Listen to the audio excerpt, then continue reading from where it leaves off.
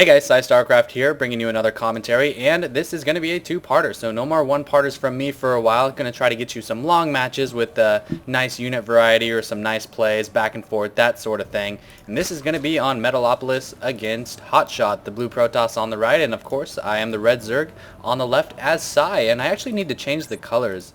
Like in-game, if I would change the colors, I think I can be green. I don't think you can do it in the commentary, but standard opening from me, gonna go 9 Overlord. And on Metalcockolis, if it is cross position, I love it just because it lets you expand so much. Expand here, expand here, expand here. Even if he has this bottom base, sure I have to be wary of you know, some kind of air rush or a lot of air because of this close proximity. But still, it allows you to expand on the entire side of the base just because you know, you each kind of have your own section of the map. So I really love Metalcockolis. It's probably my favorite map. I don't think I lose too many games on it, but we'll see here in this game. His pylon is down, chrono boosting his nexus, no kind of tricky gateways coming out or anything like that. Build a probe! Build a probe!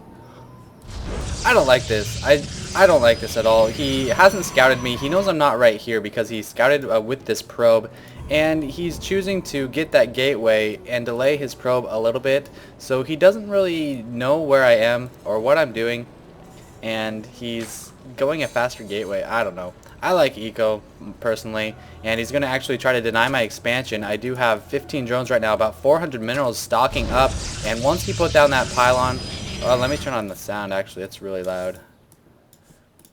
Once he put down that pylon, I was kind of mad. I hate it when TOS deny me, especially when they put down a pylon, so I just went ahead and dropped my spawning pool immediately after I saw that, and I'm going to move out to the top expansion and expand there instead. I actually wish, in hindsight, that I would have put down the expansion up here first and then dropped the spawning pool, just because it would have been a little bit faster, and I expected him to be cross-positioned just because of the timing of his probe coming into my base and because I knew he wasn't here.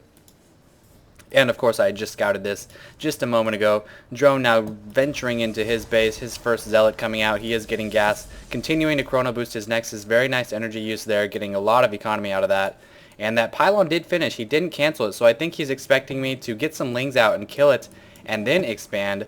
But little does he know it's going to be up there instead. It's going to be a little bit harder to defend because it's further away.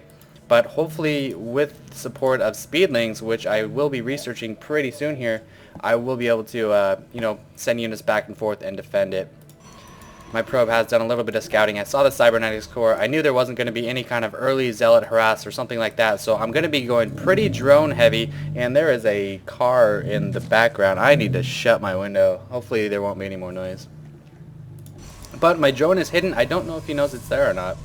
Second gas has completed. Second gateway going down as well. 2 zealots completed meanwhile. And if we look at the income tab, I'm doing okay. I'm down by 3, but as I've said before, that's expected against TOS, especially when he used so many chrono boosts on his nexus. Hatchery has finished, now producing a queen from that, and lair tech with 1 gas. One thing I do in a lot of my games that is kind of a big mistake is I psylock myself, first of all, a lot. I don't take my own advice to train overlords with every chunk of units I make. And also, I tend to go a little bit too heavy on the gas a little bit too early. So you'll see with my first 100 gas, I'm getting a lair.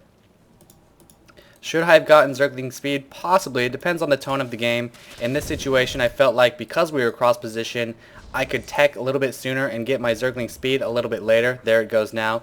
But as I was saying, I get gas a little bit too early sometimes, and I can't fund a lot of drones off of 2 hatcheries, especially if I have 2 queens.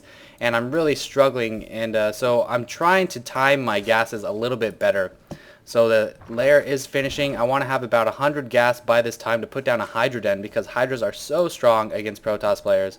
We'll see, he's just scouting a little bit with his probe. And I have a couple Zerglings on the towers watching anything, as well as 2 Zerglings down here checking any units out that might go down this way. Yeah, he's still producing drones. I was going to say he's a little bit light on the minerals right there. He's only got about 2 Stalkers and 2 Zealots right now. Third gateway going down, as well as a Twilight Council. We're going to see either blink or charge from him, and now my economy is looking a little bit better. I've got tabs on the map, scouting everything out. I've got a couple more Zerglings coming underway. Hydra Den, speed, pretty good saturation at my main, working on my expansion. I didn't do a transfer just because it was so far away. I've discussed a transfer with someone else, but basically the reason you transfer isn't because it'll help you get more money faster. The reason you transfer is because it'll help you mine your bases out more evenly.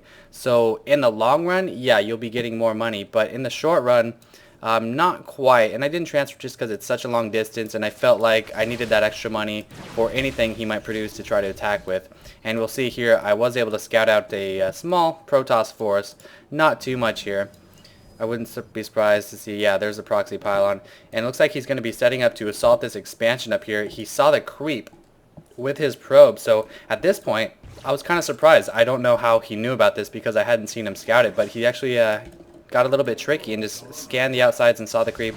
So he is attacking my main base now. Queen needs to be careful, backing out with the queen, continuing to rally some zerglings down here. Need to get the rally point a little bit higher. Carelessness and losing the queen. 34 to 20 harvesters. If I can beat this, I'll be okay. Zerglings rushing in, picking off that sentry, not the greatest force field, and now running back. I don't want to get outnumbered here. I just wanted to pick off that sentry. Now he's going to focus down my hatchery. Kind of a mistake on my part, running my units away. I had plenty to deal with him with the support of drones. Drones can eat up a surprisingly high amount of damage. So now I'm going to be inside of his grill. 3 hydras as well, lots of drones. Nice blink there. Could have blinked up the ledge perhaps, but he's going to be taken down here. I'm going to run him away, and I should be at my main, sticking an expansion down right here because I know I have him on the run. I know I have a better army here. Hydra shooting away. Nice sight from the Overlord and a little bit of creep as well. And 2 more stalkers. Probe down, so 2 stalkers and 3 hydras left. Warping in another stalker. Going to get my hydras out of there, but not before killing that pylon. Boom! There we go. Now I'm going to run back. And I was able to transfer my drones from the expansion that just died to my main. So I am fine economically. I know he doesn't have the space. I just know for a fact he does not have that just because of the way he just attacked. I don't even have to scout it just because, well, what I just said, of course. But I do have my Overlord speed, so I can start sending off Overlords to any section of the map I want. Another little boo-boo here. I don't know why I took this base. Not because the minerals are low, because that doesn't matter too much at this point. But this pylon's gone. Why not just build here? That would have been a much better idea. You saw why he was able to kill my hatchery, because it was so out of position. Just imagine if the hatchery was right here and I was rallying my forces here. I had the ledge to deal with and the creep. I would not have lost this hatchery. So you'll see his early pylon forcing me to expand in the top position actually